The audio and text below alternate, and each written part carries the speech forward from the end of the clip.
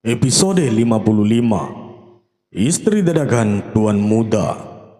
Angkasa tidak terima akan kelancangan bulan bergegas mengejarnya untuk membalas dendam. Awas ya kalau kena, seluruh angkasa mengikuti bulan mengintari ranjang serbak kuning di kamarnya. Tidak membuang banyak waktu, angkasa berhasil menahan lengan bulan dan menariknya masuk dalam dekapan. Nafas mereka saling memburu dan balas tatap menatap berbarengan dengan bunga-bunga yang mendadak tumbuh di tepian hati keduanya. Suasana yang senyap seolah mendungkung menantikan malam ini tiba. Merajut asmara terkubur dalam lubang cinta yang harus digali agar bermunculan memenuhi setiap degup jantung yang saling bertautan. Bola mata keduanya memancarkan binar-binar cahaya. Sepertinya malam yang mereka nantikan telah tiba, di mana malam itu angkasa ingin melepaskan kegundahan yang sudah lama ia tahan. Pelan dan pasti, wajah itu mendekati Bixbir merah muda yang tidak pernah melepas senyumnya. Jujur saja, bulan berdebar-debar menunggu Bixbir angkasa segera menjamah miliknya. Ada sesuatu yang luar biasa menjalari sekitaran tubuh mereka, yang tidak bisa dijelaskan lewat perkataan semata dan hanya mereka yang dapat merasakan keindahan itu. Cup, sentuhan lembut dan bahasa berhasil menyatu dan bergerak merongrong raga keduanya. Seiring berjalannya waktu, ciuman itu semakin panas dan lama hingga suara lenguan terlepas dari bibir bulan dan mengejutkannya lagi. Gadis itu membalas angkasa. Desisnya asal. Terima kasih sayang. Angkasa menahan tengkuknya agar lebih meresai. Panas kian meremang menambah dahaga biruhinya keduanya. Angkasa belum melepaskan bibir bulan berbarengan dengan tangannya yang mulai mengurai. Selepas itu, bulan yang tidak dapat menyembunyikan perasaan hatinya berbalik. Ada rasa ingin melanjutkan, tapi ada juga rasa lain yang seolah melarang hal itu terjadi. Angkasa melihatnya sendiri. Nafas bulan mulai tak beraturan. Ia mensatu kemati jamuan lembut kedua lengannya yang dilakukan angkasa. Kamu mau makan, mau kan? Bisiknya lirih. Bulan hanya tersenyum.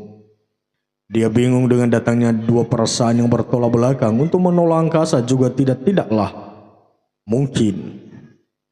Bohong jika ia tidak bahagia. Angkasa mampu membangkitkan gairahnya dalam sekejap. Bulan bisa merasakan kalau angkasa telah menghadirkan keadaan semakin mengikis angan. Ia meraih satu buah mimpi gantungan dan menurunkan seliting dressnya sampai bawah. Seiring dengan menziumi lagi punggungnya dengan leluasa melahirkan rasa yang baru lagi, dan itu sangat menghauskan. Bulan menyudahinya dengan berbalik menatap angkasa. Mata tak pernah bohong. Bulan dapat merasakan ketulusan di dalam sana yang ada di diri suaminya. Sayang, makasih sudah mencintaiku, ujar Bulan penuh haru. Sama-sama istriku. Aku juga senang bisa mendapatkan cintamu. Kedua tangannya membingkai wajah Bulan, menambah ruang atmosfer tersendiri di sana. Angkasa menduduk berfokus pada dua buah D4 yang menggoda nalurinya. Sudah sangat lama ingin sekali menyentuh, mengusap, memijat atau merem masuk dalam genggamannya. Bulan yang tahu maksud angkasa mengembang senyum. Ia meraih tangan angkasa dan menciumnya cukup lama. Aku ingin dengan tangan ini kamu akan menuntunku pada kebahagiaan sesungguhnya. Sayang, ujar Bulan penuh kesungguhan. Bulan sudah meneguhkan hati bahwa apa yang dia punya adalah milik suaminya. Dan dia ingin hanya pria yang memiliki hatinya lah yang akan menjadi pasangan dalam peraduan ikatan suci tersebut. Angkasa rupanya tidak sabar. Ia menggendong Bulan dan merebakan. Tubuhnya perlahan keranjang dan berlanjut merangkak di atasnya. Tangan angkasa bergetar. Ia masih belum berani untuk menyentuhnya lagi. Tidak seperti biasanya, saat dia kesulitan meraih Bulan tanpa ada rasa canggung. Namun malam ini benar-benar berbeda, karena sudah dipastikan bulan tidak akan menolak lagi. Angkasa memangut lagi dengan lembut bibirnya beberapa waktu lalu turun ke arah jenjang lehernya dan sekitaran D4 dannya cukup lama. Bulan hanya diam dan sekali mendesis. Maafkan aku, sayang. Aku meragukan dirimu, gumam angkasa dalam hati. Bulan mengerutkan dahi. Ia heran melihat angkasa malah sibuk dengan ponselnya padahal dia masih ingin berlama-lama dimanjakan. Sayang, ada sesuatu yang penting kah? Pertanyaan Bulan meluncur juga. Angkasa menggeleng. Ia membuang jauh-jauh pikiran buruknya dan melepas pakaiannya. Dan Bulan yang masih menggantung di pinggang menunjukkan bongkahan imut yang ditumbuhi di daunan lembut. Sayang, ada apa denganmu? Bulan melihat gurat wajah keraguan di sana yang membuatnya bertanya-tanya. Jangan-jangan dia membayangkan sesuatu. Bulan tidak suka dengan tampang angkasa karena kelihatan sangat tegang seperti ingin menyaksikan sesuatu yang besar. Glad, angkasa menelan salivannya. Ia benar-benar harus bersiap menerima kenyataan jika apa yang diharapkan bisa jadi mengecewakan dirinya nanti. Jangan lihat begitu, aku malu. Gelaknya tertawa namun tetap merasa aneh dengan angkasa. Tentu saja itu karena ia sedang lupa apa yang pernah terjadi sebelumnya. Angkasa memaksakan diri tetap tersenyum dan menyingkirkan tangan Bulan. Detik-detik pembuktian di sanalah angkasa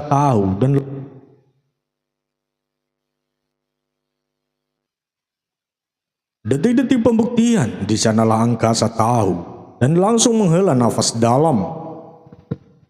Ya Allah, aku telah terburuk sangka. Aku yakin istriku masih suci. Sayang, apa yang kau lakukan? Kesal Bulan. Seolah-olah memperhatikan lagi sesuatu di sana yang membuatnya tak nyaman. Enggak apa-apa sayang, maaf, sudah merusak momen bahagia kita. Angkasa kembali memulai menciptakan adegan. Boleh aku bertanya? Tanya Bulan. Itu muncul begitu saja dalam benaknya. Soal apa? Angkasa bertanya namun tidak menghentikan aktivitasnya. Hihihi, geli sayang. Bulan menggeliat tak mampu merasakan sensasinya. Diamlah. Aku akan membuatmu merasakan apa itu arti cinta yang sebenarnya. Angkasa mengulang meremas kembar istrinya dengan lembut dan memainkannya. Kamu punya mantan pacar enggak sih selain aku? Tanya Bulan lagi iseng.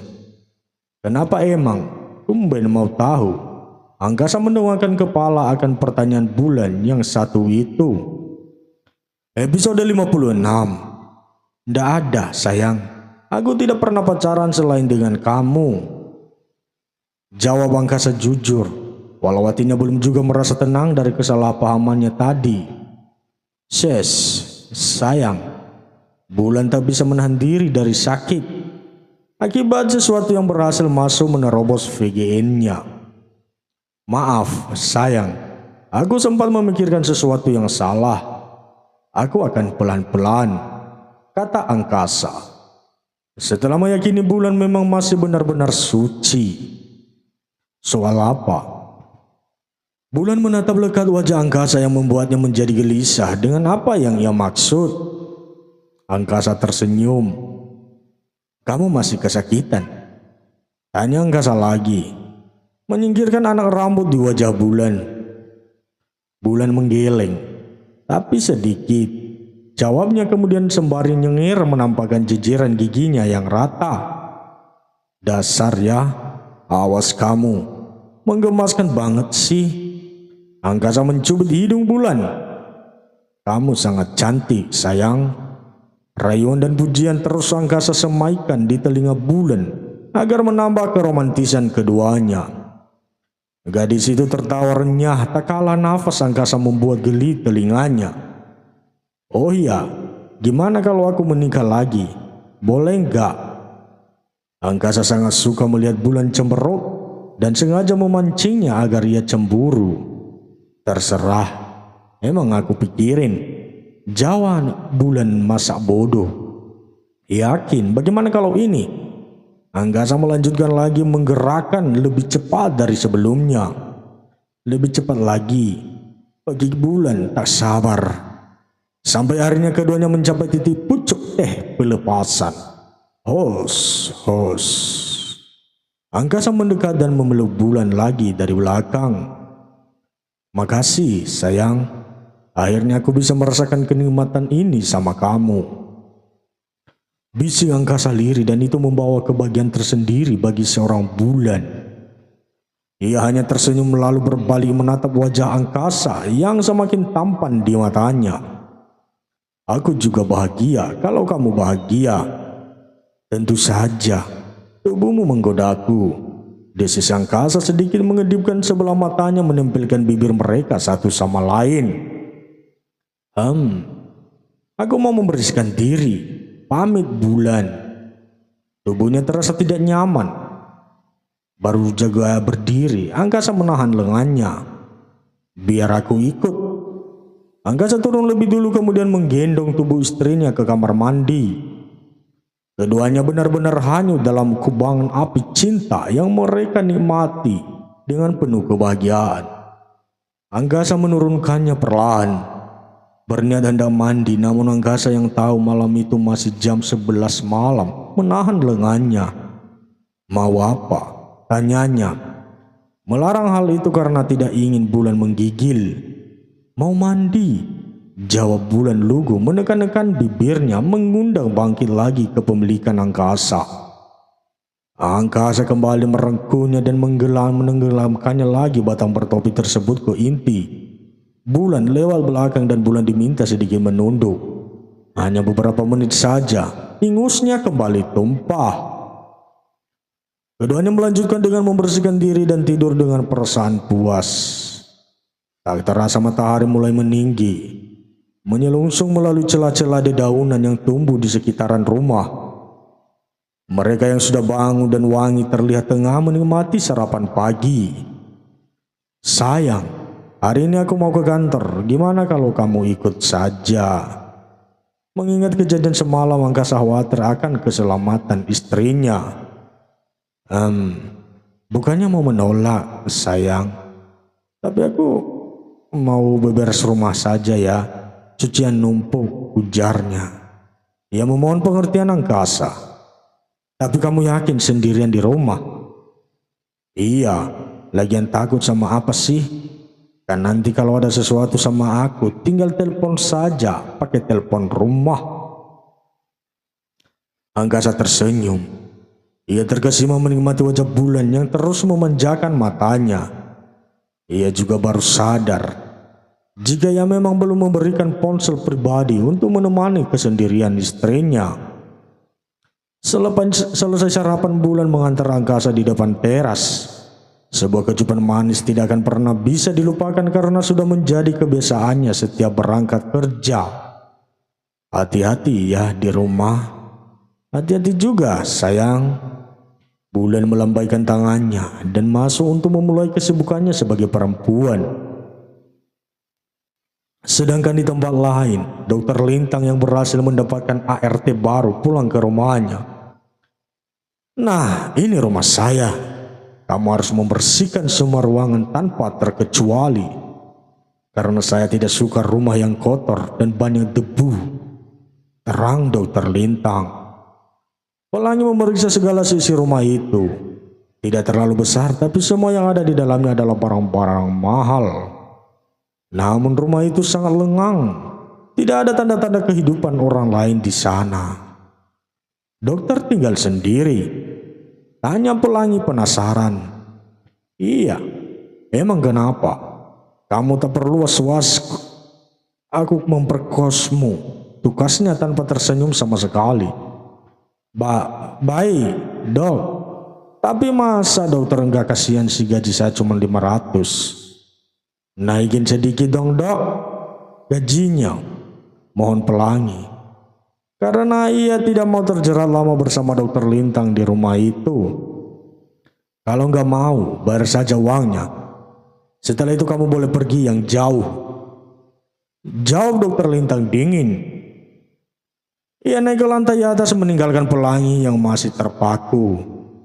Dasar dokter jutek, sampai kapan aku hidup di tempat ini bareng sama kamu? Emang dia pikir aku bakal betah? Mengesalkan. Rutu Pelangi mencebikan bibirnya kesal. Dokter Lintang mendudukkan diri di sofa. Tidak ada yang tahu bahwa kesehariannya adalah meneguk wine ketika ia berada di rumah. Dokter Lintang menggoyang-goyangkan kursi putarnya dan membayangkan adegannya di rumah sakit tadi saat membuka ikat perban di kepala Bulan dan juga memijat tangan Bulan dengan lembut. Gaila, kenapa aku terus membayangkan dia sih? Sesekali terkekeh, cildis. Ia tidak tahu mengapa ia tidak bisa melupakan wajah perempuan tersebut yang notabene-nya sudah menjadi istri orang lain. Dokter Lintang meneguk lagi wine di tangannya berulang-ulang sambil melonggarkan kancing kemeja atasnya. Dokter Lintang melangkah menuju kamar mandi. Ia ingin melupakan kegilaan, tapi baru saja beberapa langkah, Dokter Lintang terpatri pada foto ia dan seluruh keluarganya. Ayah, ibu, di mana kalian? Mengapa aku belum juga bisa bertemu? Kata Eyang sebelumnya meninggal, kalian berada di Indonesia. Itu sebabnya aku berusaha keras mendapatkan pekerjaan di sini agar bisa leluasa mencari kalian. Tutur Dokter Lintang seorang diri. Tentu ia kesulitan mengenali mereka. Sebuah foto itu di depannya 25 tahun yang lalu, di mana dia sendiri masih berusia 3 tahun dan memiliki seorang calon adik yang masih di dalam kandungan. Dokter Lintang mengusap wajahnya. Ia berusaha tegar, karena ia pasti tidak akan mudah menemukan kedua orang tuanya di negara yang besar itu. Di lantai bagian bawah, Pelangi mulai membersihkan seluruh ruangan dan hanya beberapa waktu saja. Dokter Lintang sudah kembali ke ruang tamu dengan membawa beberapa bungkus makanan ringan sebagai teman menonton televisi. Dokter Lintang penasaran dengan hasil kinerja Pelangi. Lekas ia menoelkan ujung tangannya ke meja memastikan jika tidak ada debu yang tersisa di sana. Pelangi, panggil Dokter Lintang. Dasar dokter gendeng. Siapa sangka seorang dokter terhebat di Jakarta nggak punya etika sama sekali. Gerutu Pelangi yang mendengar suaranya dari kejauhan. Gadis itu tidak mau cari masalah pun bergegas menemui Dokter Lintang. Kenapa, Dok? Tanyanya sambil membungkukkan badan.